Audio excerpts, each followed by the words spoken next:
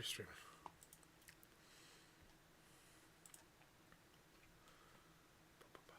Ahoy there, YouTube! I'm back again today for another Kickstarter critique where I take a look at a different Kickstarter tabletop game every weekday at 1:30 p.m. Eastern Standard Time and give my honest thoughts on how that project is being ran. And today I'm very excited to be checking out the 135th most popular project in all of games, that is Tales of War. And I'm not quite sure why I chose to cover this one. Typically when I cover a game, I do it because there's a lot of people who were excited about it pre-launch, or because I really like something they did on their main image.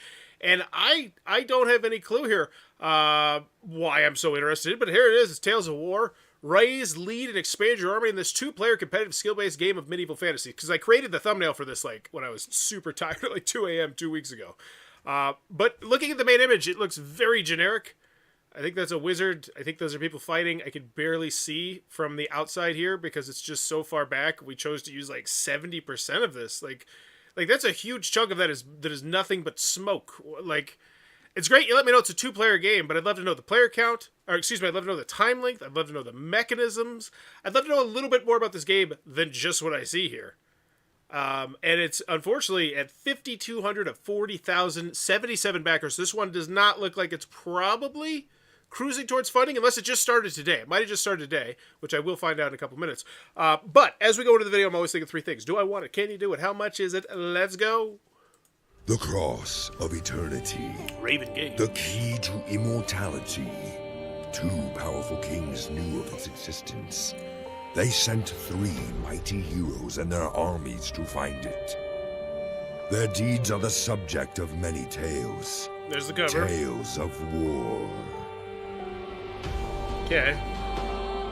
In Tales of There War, we go. 2 fantasy armies clash in battle. Ooh, cool. We each get our own box. I'm already more excited than I was by the main image, and I can see that this is clearly going to be a large size. It kind of reminds me of the Mage Wars second print run size box, if you happen to know that one. The first one's longer. The second one, they shrunk it down to like not quite a square, but more of a rectangle, but a big, beefy one. So I like that size box. Lock and fit in there. Battles for the Cross of Eternity.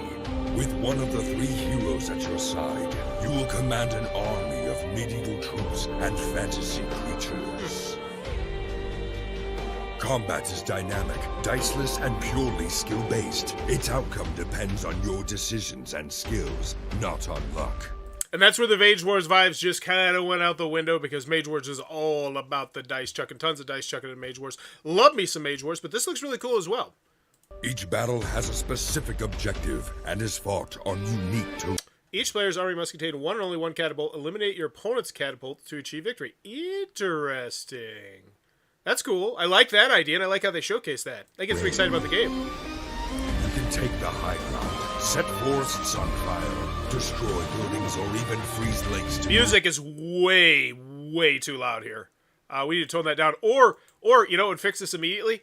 Subtitles. Just subtitles. I feel like most people would immediately just make that loud background noise kind of dull a little bit, because I know what the words are. I'm going to try and hear if I can make this out. Oh no, what is it? 53 seconds. Let's go. Has a specific objective and is fought on unique terrain. You can take the high ground. You can take the high ground, set forests on fire, destroy buildings, or even freeze lakes to move your forces over them. Destroy buildings or even freeze lakes. I could just barely hear it, and I had to kind of close my eyes, stop looking at the picture. But yeah, I would mess with that, to tweak that a little bit if we relaunch. Just the background music sound there. After each battle, your heroes learn new skills, or your armies are joined by special units with unique abilities. Whoa, whoa, whoa, whoa, whoa. Is this going to be not a legacy-style game, but a campaign-style game? I may be old-fashioned. I do love that they have a tabletop simulator version, but I prefer my videos to have at least a working hard copy. It's nice. Join us on the quest for immortality. What's this box? What's the box? What are the boxes? What's in the box? What's in the box? Join us for Tales of War. Okay, they left me wanting more. I'm interested in the game. So do I want it after the video? Do I want it? Yeah, I'd like to know more. I'm not like over the moon about it, but I'd like to see a how to play video. I'd like to scoop out the rule booklets. Can you do it? Not sure about that. And then how much is it? Hopefully we'll get down to that. So as always, first, Raven Games Limited, founded by Christoph Kaluk in 2020. Raven Games is a UK-based publisher that aims to create highly replayable, innovative games with great art. Okay, we got one person here, the art director, so cool. We should have 2 people in the customer service there. That's nice. What's the website? Is it just going to take us back to the Kickstarter?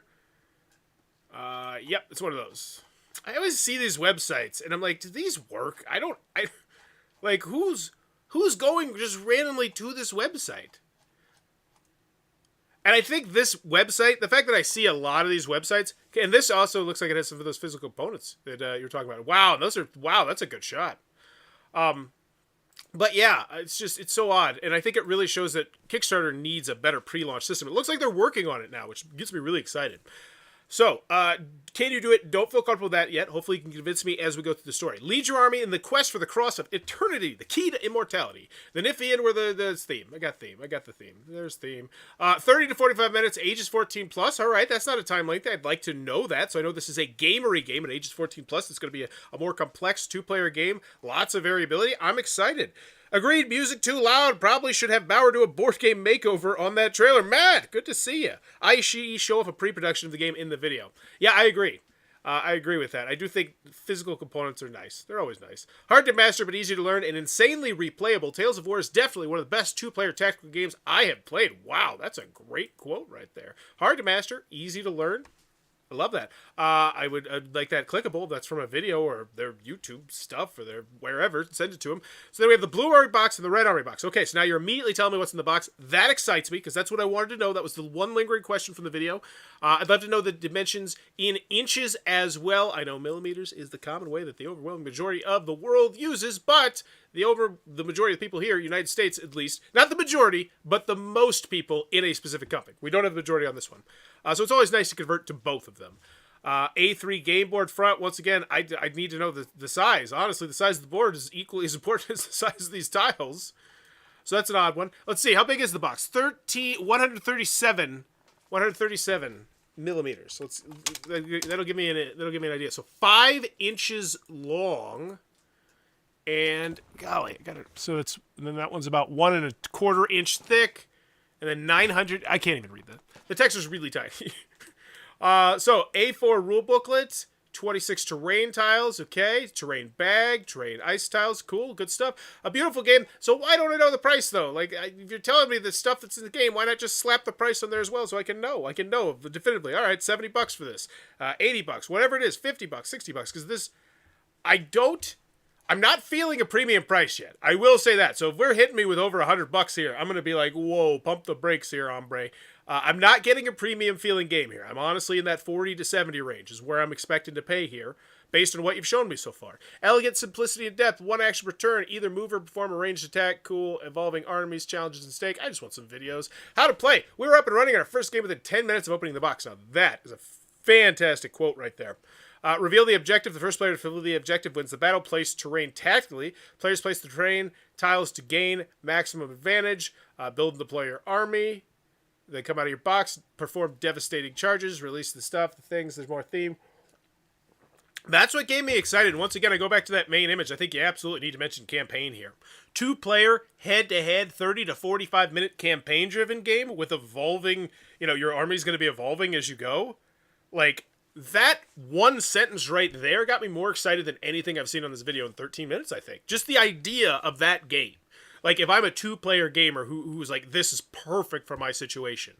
But we didn't mention the marquee. And I feel like not mentioning a campaign game, even if it's yeah, I just feel like I always mention the campaign.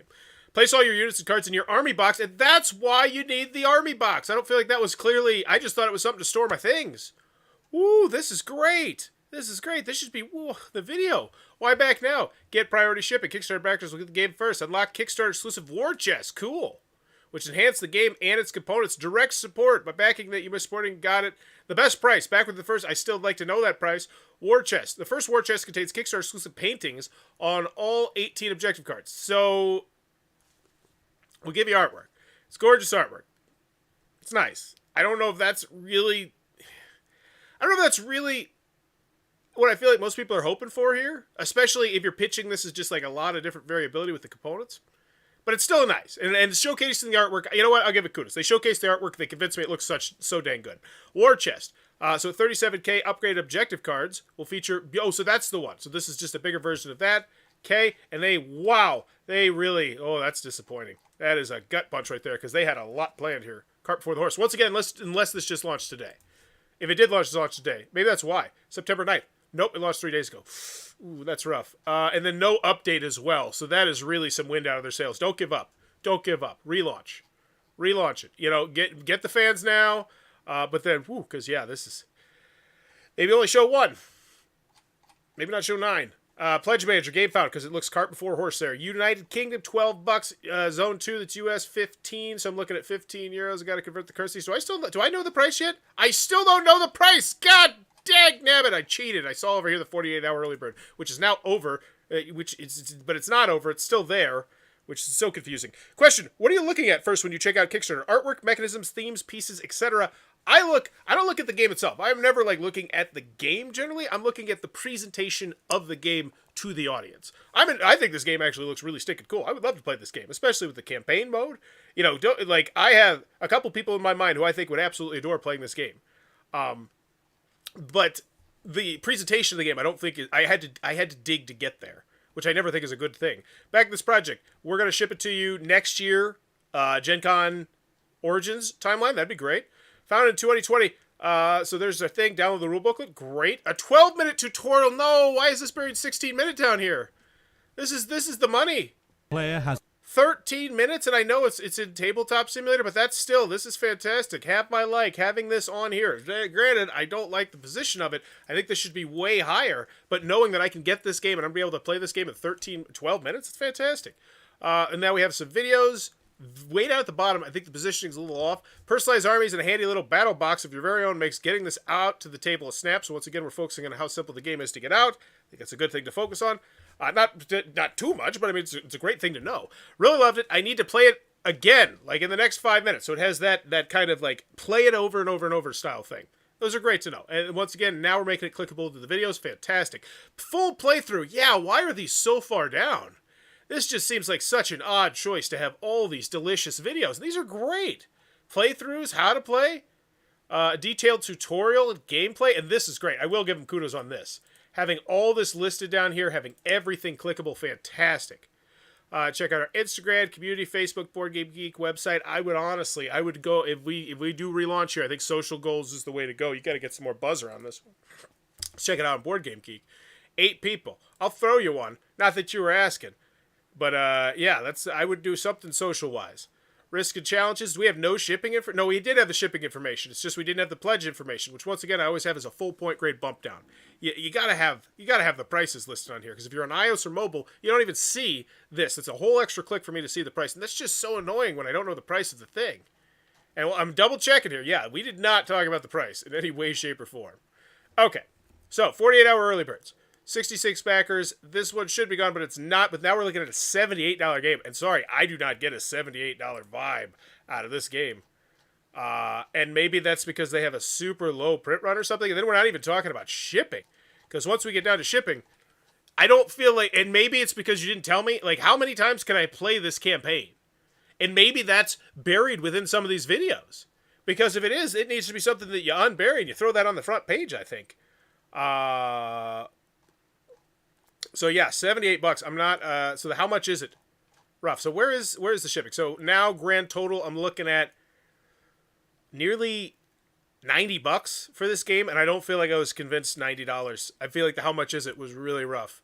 And even with a great pledge area, I still that seems like a lot for what this game is, and maybe I don't quite understand what this game is, the full breadth of this game. How many times I could play this? Is this a 16-chapter campaign? Is it a 20-chapter campaign? How much content is there to unlock or upgrade? I don't feel like I knew nearly enough about that. It was spotlighted nearly enough. The Kickstarter edition. So what's the war chest again? War chest. So you're going to have the base game, and then this is the war chest. This is the premium edition of the game, which goes up to $81. All right. Okay. And then there's one backer here, and this is going to include... So the original game is not going to have the artwork, only the war chest is? That's odd, because it makes it sound like it's its own separate thing. I'm not quite sure. Eek, this looks at the $50 range for me. Don't know how they justify such a high cost. Yes, that is very perplexing. And once again, that might be because I don't feel like Like, we had the one spot where we spotlighted the components. Like, how many cards were there? 26 terrain tiles, a rule booklet. So we got some pop-outs. We got a board. Once again, I don't know the size of the board. You didn't tell me that. It's not double-sided. Some tiles and 2 boxes. Like, there's not 36 cards. Yeah, there's not much here. Like, this, and once again, I'm going to guess that where this value is going to come in those 9 unlocked stretch goals. And this is why card in front of the horse will get you every time. Especially if you're not a big dog. Like, Simon could pull crap like that. But it's like, if you don't have that big push at Kickstarter, that's rough. Frequently asked questions, nothing. Updates, nothing. Comments, 3. Good luck. Sounds like tactical and transport for once. Any plans to add new factions to be able to play 4 players? Good one. Love this game. Can't wait to play it. Yes, me too. So they didn't even respond. So you got 3 super backers. We're not engaging them at all, which I get. You're super dejected about this, just not going nearly as how you planned at $40,000 because there's the other thing. $40,000 seems like a lot of money to make this game. Especially, that's... Like, it doesn't seem like it's that many components. It's cardboard pop-outs, cards, in a couple boxes. Like, am I missing something? Pop-outs. Game board. Oh, so it is a double-sided board, but it's just, okay. I guess it does show the back. I thought it was functional. Yeah, cardboard, tuck boxes, cardboard. This is nothing but cards, cardboards, and tuck boxes for $90? And it's like 36 cards? Like, I need to see, like, hundreds of cards. And there's not that many tiles. Like, what campaign are we talking here? Maybe it's not buried in the rule booklet, is it? No. Yeah, this one's a rough one for me. Final grade on this one. Do I want it? It looks interesting, and there's enough stuff down there. There's lots of videos. There's good quotes. They're buried all the way at the bottom with the videos. But yeah, you could easily figure out if you wanted this, and I feel like it looks like an interesting game. It does. It looks like an interesting game, and the campaign aspect got me excited. Can you do it? That I'm definitely a little bit more concerned about. Sean's leaning C-. Yeah, I'm somewhere around there. I'm coming to the grade in my head right now. Can you do it? I don't feel super comfortable with that. Like... I just don't... these numbers, they seem so off to me. Like, this does not look like a $90 game. And once again, it's maybe because it's all hidden behind the stretch goals. But the how much is it is rough. The can you do it? I don't feel super comfortable with that. I don't feel like it made me feel super comfortable. Who you manufacturing through? Did you talk about who you were shipping through or anything like that? We've partnered with one of the leaders in the European board game manufacturing market with over Fabria Cart in Poland to ensure the highest production quality. So what have they worked on? Now, this is fantastic. This is the kind of stuff, and here's the thing, this should be buried all the way down to the bottom. Like, it's literally after the credits. This is like a post-credit scene. So yeah, what have they worked on? Like, if they've worked on anything at all in the Board Game Geek Top 1000, I would spotlight that. So, as our brand is a game and playing card manufacturer, support renowned publishers and game designers from all corners of the world. What have we made? What have we made? The fact that I don't see on the front page what we've made is definitely concerning to me. And this looks like this would be the big thing. For what you're doing, I would go get on. I would go to admagic.com. I would go check their prices. I would look at a couple other manufacturers. I think you relaunch this. I think you just need to find yourself a new manufacturer, get that price point down to a much more reasonable thing, or at the very minimum, show exactly why we're paying $90, because there is absolutely nothing here that's making me feel $90. I don't care if this is a hidden gem, but that's a lot. Then $40,000 funding goal, like both those seem incredibly unattainable, for what I've seen. And so at the end of the day, I gotta go with a D+ here. Like, I'm trying to think of what I did like about it. Like, there was some things. I like the quotes. I like the videos. I like the fact they're clickables. I think they did a decent job spotlighting the components and showcasing the components. Even though I'd love to see more of these cards zoomed in. Actually, I don't feel like they did a great job spotlighting the components there either. Yeah, I'm gonna go with a D+ here, and I'm just gonna get out before it goes any lower because I don't know what I did. The quotes I think were really well done.